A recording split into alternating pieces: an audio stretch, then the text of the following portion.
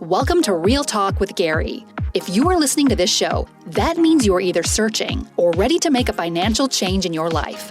This show is not only about real estate investing, but also the importance of mindset and the roadmap to a better, healthier life.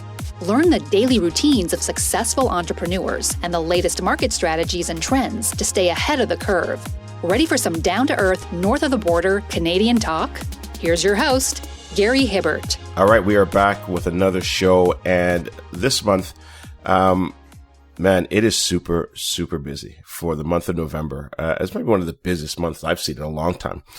But you know what? With that, I'm actually excited because if you guys have been following me for a while now, you know that I'm really big on taking breaks and, resetting. And so one of the things that, Darlene and I sat down and really wanted to do when we first started Smart Home Choice and what we're doing today with the different businesses that we own is we wanted to set it up so that we can take mini retirements. And that's something that we're really focusing on and that I can say now have been able to achieve, where we don't do a whole lot of work in December and January.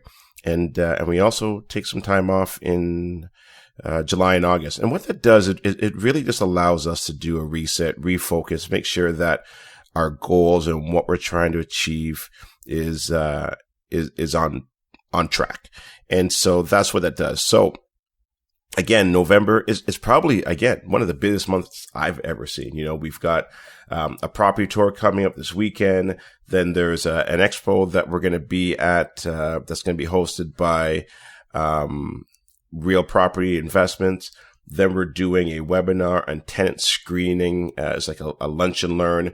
Then we've got another webinar we're doing with Dave Dubeau on how to raise capital. Another webinar with Neighborly, which is a tenant screening company.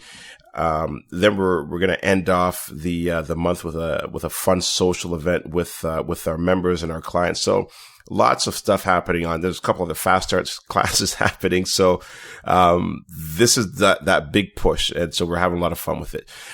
Now for this show, I had a chance to sit down with Dave Dubeau. And Dave is somebody that I've been watching for a number of years. And he's one of my early mentors, back in, I can't remember when it was, 2010, 2011, when I really kind of got into real estate investing. He was somebody that I really looked up to and admired and listened to his webinars and seminars. And, I learned a lot of really cool strategies and tips and secrets from him. So I really respect all the work that he's done over the years, and I think you guys will as well too. So, like I always say, sit back, relax, and enjoy this month's show, and I'll talk to you next month. Take care. All right, so on the call today, we've got David Dubeau. So Dave, listen, thank you very much for being on the show today. Mr. Gary Hibbert, it is my pleasure, buddy. Thanks for having me on your show. Oh, no problem. Listen, I've been a huge fan. You've been a mentor to me over the years, and I've been watching your videos and reading your blogs and listening to your webinars and seminars. So I thank you for doing that, and you've really helped a lot of people, and I'm excited that you're on the show today. Well, thanks very much, Gary. I'm kind of glad this is a phone interview and not a video one. Otherwise, you'd be seeing me blush. Well, listen, it's all truth, and again, I think everybody's going to enjoy what we've got to talk about today. So you are out in British Columbia, correct? I am in beautiful Kamloops, British Columbia, kind of in the edge of the Okanagan Valley, and I'm looking out at a beautiful, very un-Canadian landscape. So if your folks have never been out to this neck of the woods, it looks more like the Wild West than most people's impression of British Columbia. So it's kind of a neat area. It's more desert-like. Interesting. You know what? I gotta go out there and check out BC. My wife, she used to live out there for a number of years, and she absolutely loves it out there. And she's been talking about maybe potentially moving back out to BC, but I've never been out there yet. But I heard it's absolutely incredible. Well, I've been seeing some of your Facebook posts and whatnot there, my friend, and it looks like you got a good thing going out there in Ontario with cottage countries and boats and whatnot. So looks like you got a good thing going there as well. Yeah, you know what? I'm actually recording this podcast, and it's the first time I've actually done this at the cottage. So I've actually got this beautiful lake view right now in my boat. My Cedos are out there. I can see them looking at me. They want me to take them out for a spin. So yeah, you're right. No complaints on my side either. But good stuff. But listen, tell us a little bit about yourself. I mean, you know, are you married, kids, hobbies? You know, what's kind of keeping you busy nowadays? Yes, I am happily married to my lovely wife, Miss Max. We've just celebrated our first year of wedded bliss, so we're relatively newlyweds, and I've got two children, two grown-up children from a previous marriage, and Max has a son from her previous marriage. And yeah, we're just loving life. We love to travel a lot. Heck, I think in the 3 years that Max and I have been together, I've traveled more than I did in the 25 years before that, you know, all over Asia and Europe and Cuba and Mexico and all sorts of different spots. So, travel is a big passion of mine.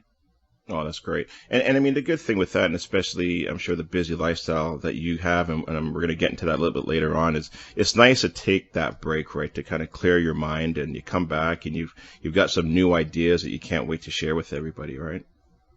Oh, it's awesome, Gary. The way we structure things is try to take 3 trips a year. So it's almost like every 3 or 4 months we're going somewhere. We're doing something completely different. So you've always got something to look forward to. You know, it's not that, you know, wait for the once a year kind of thing. So it always seems like we're going somewhere. That's good. Excellent. So listen, tell us about well, you know what, before we do that, why don't you tell us how you actually got into real estate investing and maybe even more important, why? Well, I grew up in a real estate kind of a family. My father and my grandfather built a sixplex, which was the family home as I was a kid growing up. So that just seemed normal to have tenants around. Right. We lived in the sixplex. Then my mother and my father, they split up, unfortunately, and my mom was also very into real estate investing on her own. And this is way back in the, you know, early 70s and into the early 80s. She built up a portfolio of over 50 doors, which looking back on it now is pretty amazing considering that she was a single mom, you know, working a full-time job and all that kind of stuff. And she built a small apartment building, and she did several different little development deals. And so real estate always seemed to kind of be in the family.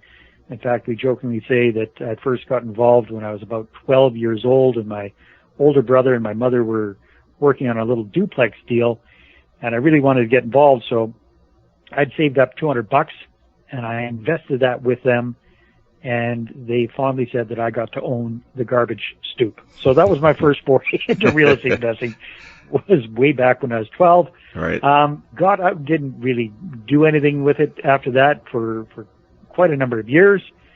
And then found myself living and working down in beautiful San Jose, Costa Rica. Have you been to Costa Rica before, Gary? No, I haven't. But I do want to go there. Yeah, that's definitely a place to have on your bucket list. So I ended up going down there, living down there for 10 years. I had my own language training company, teaching people how to speak English, working with corporate clients, that sort of thing. And I kind of stumbled into a little bit of real estate stuff while I was down there, and I did a couple of what I guess would be foreclosure type deals that worked fairly well when I was down there. So that was kind of my first quasi-serious foray into real estate investing. And then when we moved back... And Dave, sorry, and just to get a timeline here, about what age were you when you started doing this here, when you moved down to Costa Rica and kind of dabbled back into real estate? Okay, moved to Costa Rica. Well, I started living overseas when I was right out of university when I was 21, and moved to Costa Rica, settled down when I was about 23, 24, and got into real estate those first couple of deals. Yeah. I'm guessing around 30, give or take. 30, 31, give or take, right around there. And then moved back to Canada in 2003. and had to start all over again from scratch. And that's when I really, really kind of dove into the whole real estate thing, because we were coming back to Canada where I come from, but I hadn't been able to sell my business, so I didn't really have very much money to start with, and I'd been gone for so long, I had no credit rating. We moved to a brand new city, so no contacts, no job, no nothing. And I saw one of those, you remember those late night infomercials that you used to come across on TV with the American gurus? Yeah, there was those? Yeah, there was there was Tom Vu. I remember Tom Vu. There was a few different ones out there, but you know what? And even from then, I remember that did always spark an interest even in me. I just didn't know how to do it. I didn't know whether or not it was legitimate or not. But okay, so that kind of got you fired up a little bit. Well, yeah, I saw one. So I came across this guy named Ron LeGrand, who you might be familiar with, and his whole spiel was, how did it get into real estate with little or no money down? Mm-hmm. And I said, that sounds perfect for me because that's exactly what I got.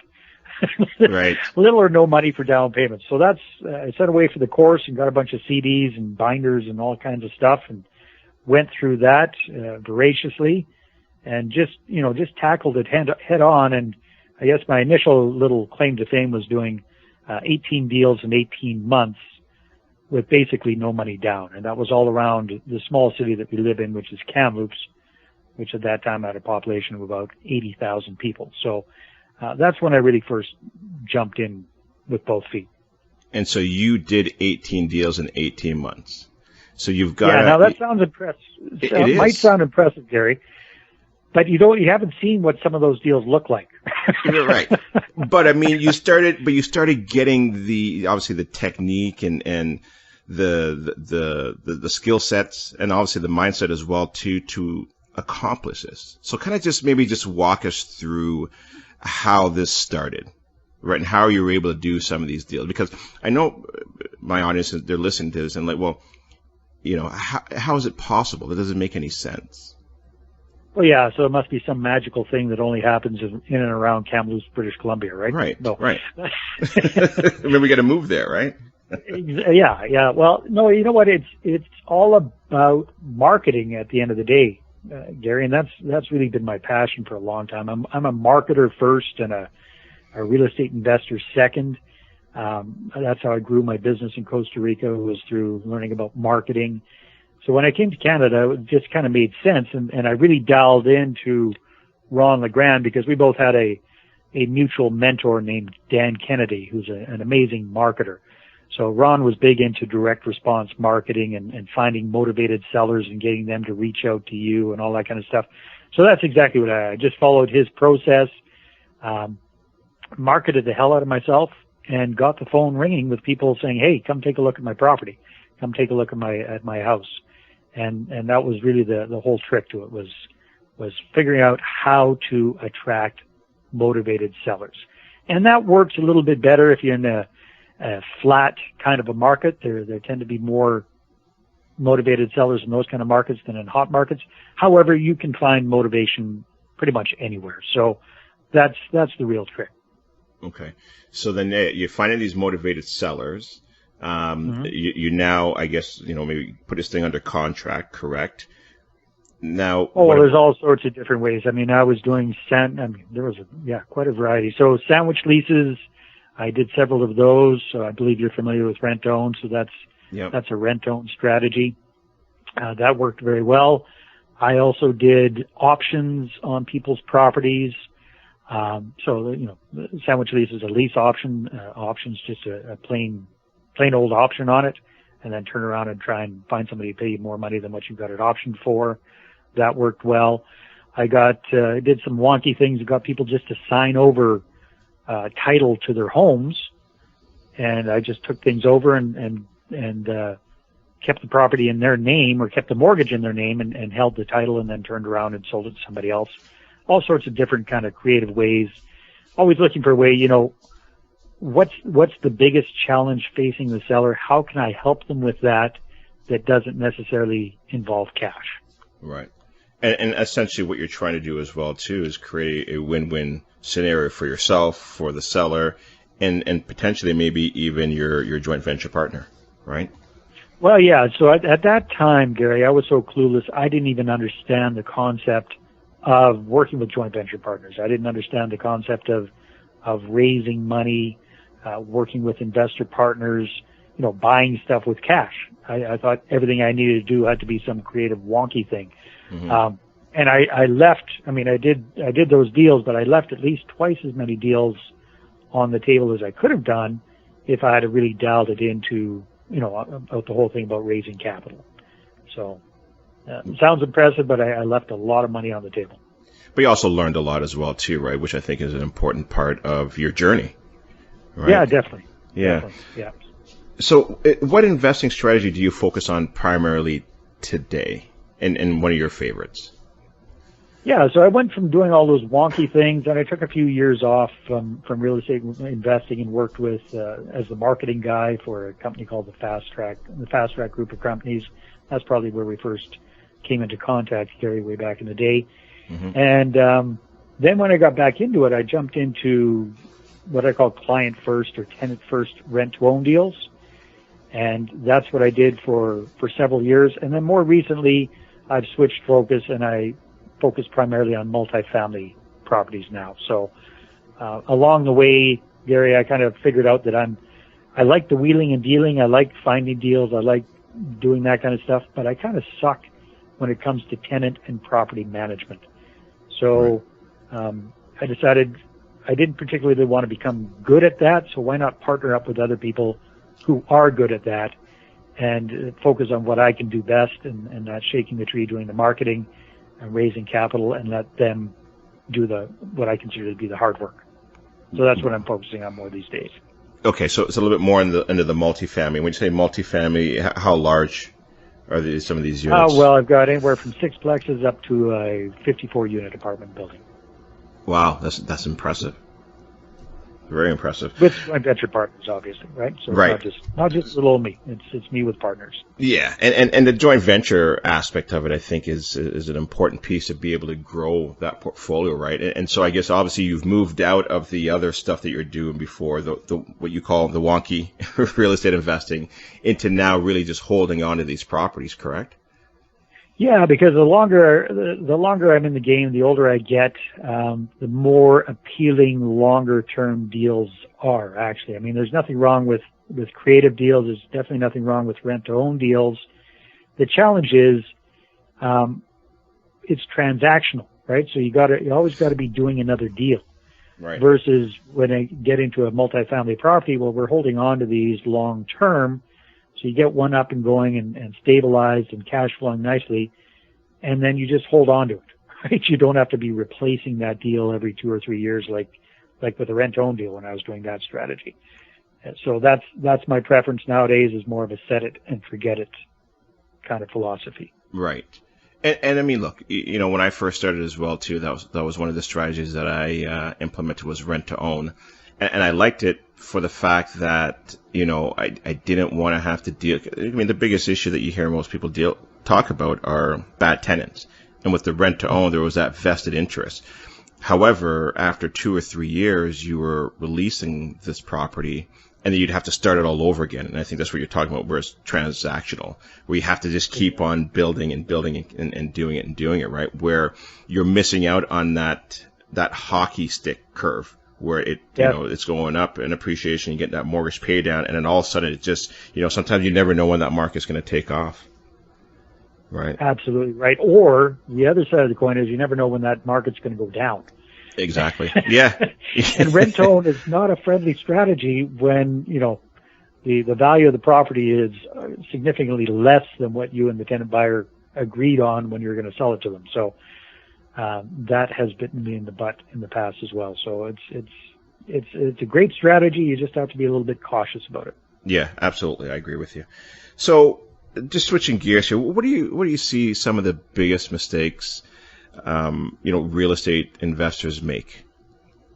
Well, some of the biggest mistakes I see people making are the same ones I made myself getting into things. So I think the biggest one would be trying to be the Lone Ranger. Mm-hmm. So Gary, I don't know, you're a young guy. I don't know if you even remember this, but you remember the Lone Ranger from way back when? I do. The cowboy? Yep. Yeah. So the idea was, here's this Texas Ranger that can just kind of take on the world by himself in one-man army, kind of a Rambo type thing. And I see a lot of real estate investors being that way themselves. So they get into real estate investing. They love the idea of creating positive cash flow and net worth and all this great stuff that real estate provides us.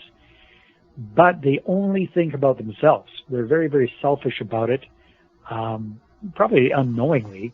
And they think that they have to do everything. They have to come up with the money for the down payments. They have to manage the properties. They have to, manage the tenants. They have to pretty much do everything.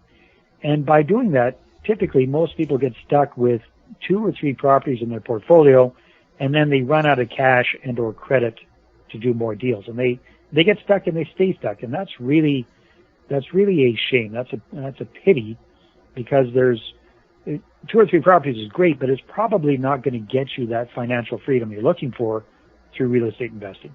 It'll be a nice little helper once you decide to retire, but it's not going to allow you to quit your job sooner rather than later. Does that make sense? Oh, absolutely. For sure. Yeah, I mean, look, so, if it wasn't for joint venture partnerships, I mean, I probably would potentially still be at my 9-to-5 job. Almost all real estate investors eventually run out of capital, and usually a lot quicker, to hit that brick wall than. Yeah, definitely. So I mean, that's the biggest mistake I see people making. And Gary, I don't know if this stat is exactly true, but I think it was Peter Kinch that was telling me that 80% of Canadian real estate entrepreneurs get stuck with 2 or 3 properties, and they don't move beyond that. And it's the old Pareto principle, right? The 80-20 rule. So 80% of the investors own 20% of the properties, and 20% of the investors own 80% of the properties, the cash flow, the net worth, all that kind of good stuff. So my whole thing nowadays is to help people get out of the bottom 80% and into the top 20%. Yeah, and I agree with that. I 100% agree with that. It makes so much sense. Now, through your journey and doing what you've been doing now for the last several years, what do you think is the most important piece? Is it skill set or is it mindset? Oh, 100% mindset. Okay. Mindset all the way, man. Yeah. Skill set is relatively simple to acquire once you get the focus. Once you know what you want to do and where you want to do it, finding out how to do it is pretty simple. You meet smart guys like yourself. You meet other people at real estate clubs. I know you guys have got a very prolific club in your area. You meet other people who are doing what you want to do, and a certain number of them will either mentor you or coach you or teach you or train you or have courses or whatnot. There's no end of training out there. So that's the easy part. The more challenging part is getting your head around everything. And at least in my journey, a big challenge has been focus, right? Because I don't know about you, Gary, but every once in a while I get that shiny object syndrome. Yep. I know about that one. I talk about that all the time. You're familiar with that one, are you? I am. Yeah, most entrepreneurial guys are kind of familiar with that. But it's like the new bright, shiny object. Like Airbnb is a thing, and that's what everybody should be doing. Or this is rent own is a thing, or this is a thing, or that is a thing. And I guess what I have found over the years is the more successful people that I know tend to focus on one thing. And it might even be really, really boring, but they focus on that one thing and they dial it right in and they just rinse and repeat. They become an expert in that one area instead of a jack of all trades. So focus and mindset definitely, I would say, trump everything else. Yeah, you know what? I like that, the focus piece. I think that is really important as well, too. And that's probably one of the best tips that I received when I first started investing in real estate. And especially when I was going to all the meetings and the clubs, and when you leave, you're like, oh man, that's a great strategy. And then you'd come back next month like, oh my God, no, that strategy is way better than that one. And before you know it, a whole year and a half would go by. And I mean, I see this with some of the investors that I work with, where they get caught up in that shiny zone syndrome, where I was told, look, find a strategy, master it, and at least do that for 3 or 4 years before you move on to the next one. And that's essentially what I did. So I went from rent to own, then I went into the, the BRRRR strategy where you buy, renovate, rent, refinance. And now I've actually moved now into more of the private lending. And I'll probably just focus on that for the next 3 or 4 years before I move into something else. But you're right. It's just dialing it in and don't focus on anything else except just that and master it. So. Exactly. Put up your blinders. Yeah. Turn off your vision for those shiny objects and just head down, tail up, and focus on that. But I think a really important thing as well, Gary, is figuring out what do you really want out of real estate? Because the beautiful thing, the good thing and the bad thing about real estate investing is there are so many choices. There are so many different ways to do it. But that's also the bad thing. It's almost like going to one of those restaurants that has a huge menu with just way too many options, right? So it's trying to figure out what the heck do you want to do.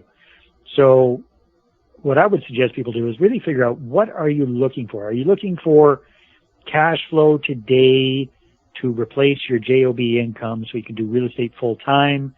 Okay, well, if that's your primary focus, then you can narrow down your selection of strategies. If you're if you enjoy your job, you want to keep doing it, and you're more looking towards retirement, well, then you're going to be focusing on long-term growth and creating equity. So that can be slightly different strategies. So really dialing in what the heck you want to do and why you want to do it, I think that's a really good exercise. Yeah, no, that definitely makes sense for sure. So knowing what you know now, what would you go back and tell your younger self? After I slap myself silly? Yeah.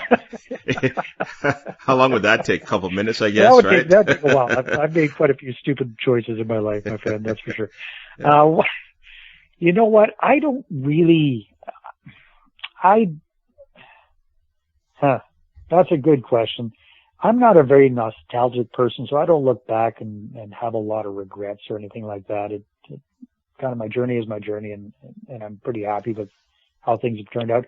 But I guess if I were going to do that, it would be the whole focus thing, and probably thinking bigger sooner. Yeah, that would be the big thing, right? Right. Because again, I had that Lone Ranger syndrome myself when I first got started. So it's the idea of, it's better to have a piece of a bunch of pies rather than a bunch of little, Pop-Tarts to yourself. If that makes any sense, right? So it's a lot better to have a slice of a big piece of big pie versus just a little one all to yourself. So sharing in the wealth, bringing on joint venture partners, bringing on investor partners, growing the portfolio that way versus just trying to do it myself. Okay. So really, so it sounds like also the partnership is a big piece, right? And is that what you're talking about in regards to having that bigger vision as opposed to just trying to do this on my own, but let's bring more people, into my sphere of influence and build something together? Yeah, exactly. Because I think you and I and your listeners, we all know that real estate, I firmly believe real estate investing done the right way is the best way for everyday Canadians to make a really good return on their money. And it's backed by something solid, a solid asset, and that's a real piece of property. I'm not a big fan of stocks, bonds, mutual funds, or any of that kind of stuff. I think real estate is the best choice for everyday people by far. So when we share that opportunity with people, especially people in our sphere of influence, people we have what I call a pre-existing relationship with, then we allow them, by partnering with us, we allow them to do things that they wouldn't be able to do on their own, right? So, just imagine the impact of being able to help a good friend or a family member or an acquaintance retire a few years earlier than they could on their own, or be able to afford a nicer home than they'd be able to do on their own, or be able to take a nice vacation once a year versus once every 2 or 3 years, thanks to them investing with us. So that was probably one of the biggest impacts on me was realizing that by partnering up with other people, it's not all about me. It's also about how can I help them realize their dreams as well. So It might sound a little bit corny, but once you've seen it happen a few times, it has an amazing impact. No, and I agree with that as well, too. I mean, there's a quote by Jim Rohn who says, help as many people get what they want, and you can have every and anything you want. And so, Yes. I really understand where you're coming from in regards to that. It makes sense. Now, let's spend a little bit of time on the joint venture piece, because I know that a lot of investors, and if they're listening to this call, they're like, okay, fine, maybe I am at that brick wall now, and maybe I do need that partner. What do you look for in a JV partner? Do you have anything in particular that you say, well, yes, I'll partner with this particular person, or no, I won't? So by JV partner, are you talking about an investor joint venture partner? Yeah, exactly. An investor, like a joint venture partner. A money partner. Yeah, money partner, or it could be somebody who's qualifying, but you're coming together to purchase, or acquire an investment property. Yeah. Okay. Well, that's a really good question, Gary. I think one of the first things I'm looking for is to stay out of jail. That's high on my list. Yeah. Right? So here in Canada, we've got these things called the Provincial Securities Commissions, and they're not very friendly bodies. And I think the one in Ontario is particularly nasty. They all are.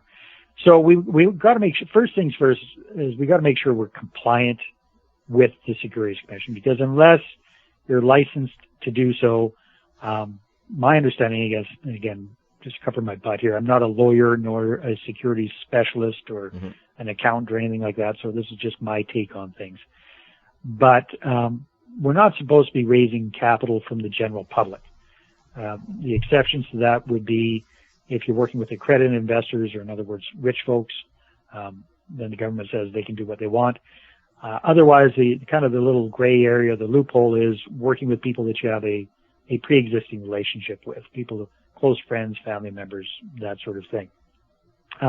So that's one thing, is to make sure that a big mistake I see a lot of people doing when they're starting to raise capital is they just kind of blast it out to everybody and anybody on social media or what have you. And I think you can be getting yourself into some deep doo-doo by being clumsy about it. So focus on people that you have a pre-existing relationship with.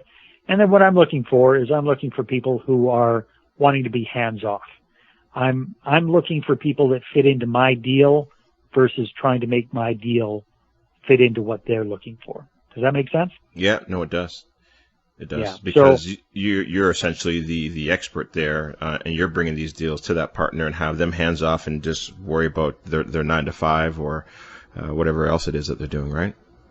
Absolutely, right? Because the last thing we probably want is too many cooks in the kitchen making decisions, right? So we want to be the active partner. We want to be the person making the decisions, putting the deal together, etc.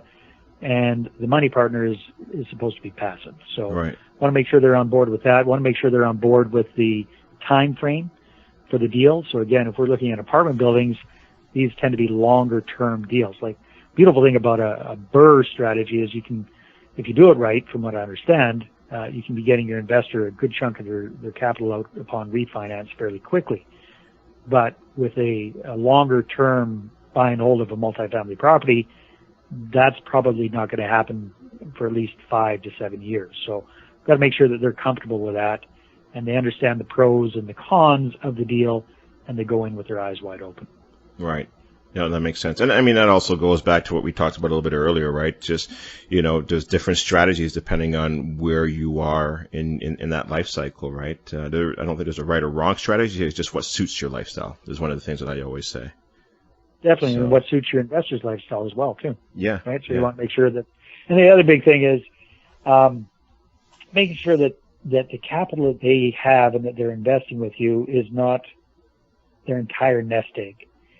And I've a lot of this I learned from hard experience. And what I found, Gary, is if you bring people on board with $10,000 or $15,000 or something like that, and that's all the money that they've got, they become the biggest pain in the neck you can imagine. Because anytime the news mentions something negative about real estate in that area, they're going to be on the phone, freaked out about what's happening with their money. Anytime a little life circumstance happens to them, they're going to need their cash out of the deal, and it's going to be a big pain in the butt. So, you got to be willing to turn people away that don't fit your criteria. And I know for a lot of people that are getting into raising capital, that sounds hard to believe, because basically they kind of think anybody with a pulse and a checkbook qualifies, but that's not the case. No, I agree with you on that as well too. And you're right? Like in the beginning, because I was the same way as well too. It's like, no, I'll take a joint venture partner who has his, $10,000, and that's all he has, because I can help him, get a better return on his investment. But you're right. It's better not to work with people if that's their last 10,000, because you're right. Every little hiccup, every little bump, they're calling you and sometimes on the hour, finding out what's going on with their money. So that's a great tip. It's so funny though. And then you work with somebody who can easily invest 100 to 150,000 with you. Yep. And you don't hear a peep out of the person, right? I mean, Mm-hmm. you have to be chasing after them to do your quarterly or your biannual reports or whatever it is that you're doing with your investor partners, because they're just relaxed about it. So much nicer working arrangement for sure. For sure. So who are your mentors, Dave, right now? And are any books or podcasts that you're currently, reading or listening to? Oh man, I tell you, I've got so many mentors. The smart people that I interview on my little podcast, folks like yourself, I consider to be mentors. I'm a marketer at heart, so I'm kind of, my focus goes in that direction a lot. So Dan Kennedy is a big mentor. Jay Abraham's a big mentor of mine from many years back. Dean Jackson, he's got a great podcast. There's just so many. It's whatever I'm really focused on at the moment. I try to find who's the best in that field, and then I swarm all over it. Right. Yeah, because you really love that marketing piece, because, when I open my emails or if I'm on Facebook or social media, Dave pops up. And so you do a really good job at that. And it sounds like that's such an important piece to your business. And it sounds like you're also kind of letting the audience know as well, too, is like, look, if you want to do good in this, you need to make that phone ring, right? You need, either as investors or whatever it is that you're trying to do, for people to reach out to you by email or however. Oh, that's absolutely right, Gary. I mean, myself, I'm, even though I enjoy speaking on stage and doing all that kind of good stuff, I'm actually an introvert at heart. I'm not super outgoing, and I definitely don't consider myself a very good sales guy. So what I figured out decades ago was, if I'm not going to be a good sales guy, I better be a good marketing guy. Mm-hmm. And my definition of the difference is, when you're doing marketing, you're getting other people to put up their hand, figuratively speaking, and reach out to you, curious about what you're up to. And then you just basically have a conversation with them and see if it makes sense for them or not. So it's not selling yourself so much as making yourself attractive to people and having them kind of make the move. Does that make sense? No, it does. It does. So that's one of the things I've really focused on when I'm working with clients and helping them to find investor partners and raise capital for their deals, is I find most people are petrified at the whole idea of sales, of being a salesy kind of person. And there's nothing wrong with sales. There's nothing wrong with being a salesy kind of person. It's just over 90% of the people that I know are not very gifted in that department. However, they are very comfortable sitting down and having a conversation with somebody and showing them about their opportunities if that person has asked for it. And that's really the big difference there. Yeah, no, I agree with you on that as well too. I mean, look, I used to work for a financial institution, and I was in the IT department, so I knew nothing about sales. And right. Moving from that space over to what I'm doing now and being a real estate agent and investor, there's obviously sales involved in it. And the best tip I ever got, and this is why I think I ended up following you and watching what you've been doing over the last several years, was that he said, don't try to sell anything, just sell yourself. And right. And people will then want to come on that journey with you. or want to follow you or do something with you. And that's, something that I've held pretty close to what I do on a day-to-day basis. Just try not to sell anything. Just be me.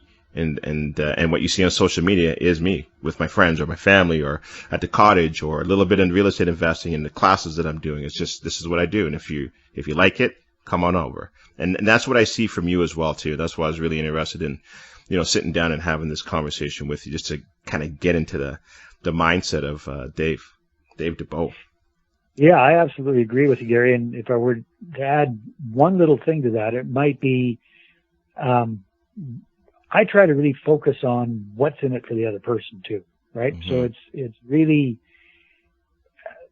what's in their self-interest, what appeals to them, what are their fears, what are their concerns, what are their desires, what are their goals, and how can I kind of tap into that and help them to reach those goals sooner and faster. So I completely agree with you. It's about making yourself an attractive person to your, what we call your target market, and then trying to keep the conversation as much as possible revolved around why they should even care, what's in it for them. Right. And so you just touched on fears. I mean, what do you see are some of the big fears or obstacles that, some of these investors have to overcome? I think probably the biggest one is fear of rejection. That's probably, which ties into being afraid of what other people think of you. That's probably the biggest freak out we all have, is being worried about how we're going to come across to other people. So when I'm working with clients, that's one of the biggest things we have to get over is being so worried about other people's opinions of ourselves, right? And that whole fear of rejection, it takes us back to elementary school or high school or wherever it was, and we were working up the guts to ask that cute little girl out to the dance or whatever, and got our fragile egos stomped on when she said no. Probably didn't happen to you, but it happened to some of the rest. No, it happened to me. It happened to me. Too many times. And so that is the biggest hang up. I mean, you can have a grown up adult who, looks like they got it all together on the outside, but that fear of rejection just holds them back from really going after their dream, because they're just so worried about what other people might say or think about them. And I guess one of the things I've learned over the years is, quite frankly, we worry about that way too much, because realistically, hardly anybody's thinking about us anyway. Everybody's thinking about themselves. So don't worry about it so much. That's a good point. You're right, because you sit there and you're like, oh my God, everybody's watching me, and half the time they're not. They're focused on what they're trying to accomplish as well too, right? Or their own thrown out on Netflix or on Facebook or whatever. They're not watching us that much. Right? No, it's that ego. It's that ego. They think just nobody, only Gary Hibbert or Dave Dubeau is important. Put down Netflix. They're on Facebook. You're right. Exactly. They're posting what they had for lunch earlier today, right? So, yeah. So that's a big one. And then the other thing, which I'm sure you found, my friend, is, once you start stirring things up, once you start breaking the mold, moving out of the norm, you're going to have some people taking some shots at you. It's just going to happen. It's inevitable. And in fact, it's kind of you should wear it as a bit of a badge of honor, right? Because it means that you're actually starting to make a little bit of an impact. So I think we have to kind of expect that.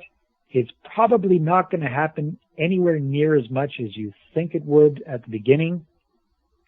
And when it does happen, just develop a little bit of a tougher skin and realize that whoever it is that might be taking a pot shot at you, it doesn't really matter. They would never have become a JV partner or an investor partner or anything like that with you anyhow.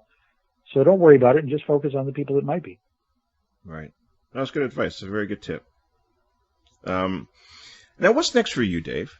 What do you plan on doing in the next couple of years, and where do you see yourself?